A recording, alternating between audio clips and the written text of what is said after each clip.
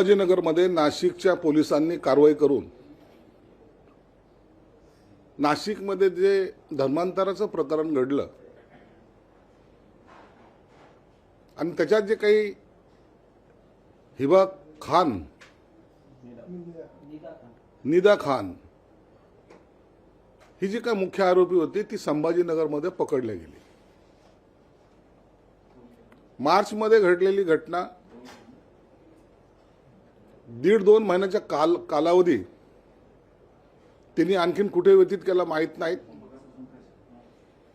परंतु संभाजीनगर माझ्या जिल्ह्यामध्ये अशा ठिकाणी ती लपून बसली होती किंवा राहिली होती जो एरिया स्लम समजला जातो आणि तिथे ड्रग्सचा, त्यामध्ये बटन असेल, गांजा असेल, चरस असेल, असे अनेक अवैध धंदे त्या भागामध्ये केले जातात। ही खान एकटी नाही तर तिच्याबरोबर तिची आई होती, तिची मावशी होती आणि तिला ज्यांनी सपोर्ट केला होता खऱ्या अर्थानं ते एमआयएम होतं। एमआयएमचे माजी खासदार इम्तियाज जलील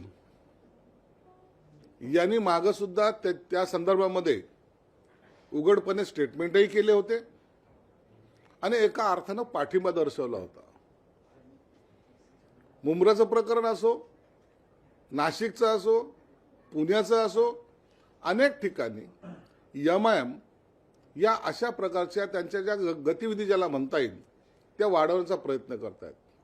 धर्मांतर करणे, मुलींना फसवणे, हे सगळे प्रकार या एमआयएमच्या महाशयाच्या नेतृत्वात होतात।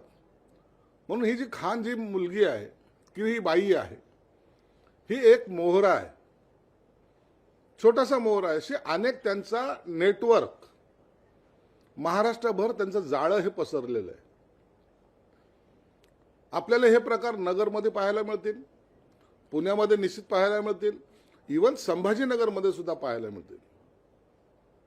आणि हे जहरीलं विष ज्या पद्धतीने पसरवलं जातंय, हिंदूचा द्वेष करणे, त्यांचं धर्मांतर करणे, आणि या प्रकरणामुळे आता समाजामध्ये एक प्रकारचा राग आणि चीड निर्माण व्हायला लागलेली आहे।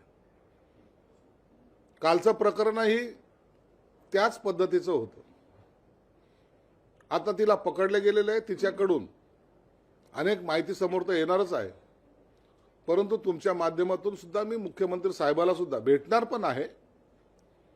याची एसआयटी चौकशी झाली पाहिजे आणि याच्यातले मास्टर माइंड या मोहऱ्यांचा सोडून द्या, हे मोहरे ते भेटून जातील, पण मास्टर माइंड कोण आहे तो समोर आला पाहिजे, अशी मागणी मी मुख्यमंत्री साहेबांकडे करणार आहे। मला वाटतं या प्रकरणाचे धागे दोरे हे फार लांबवर गेलेले असावे।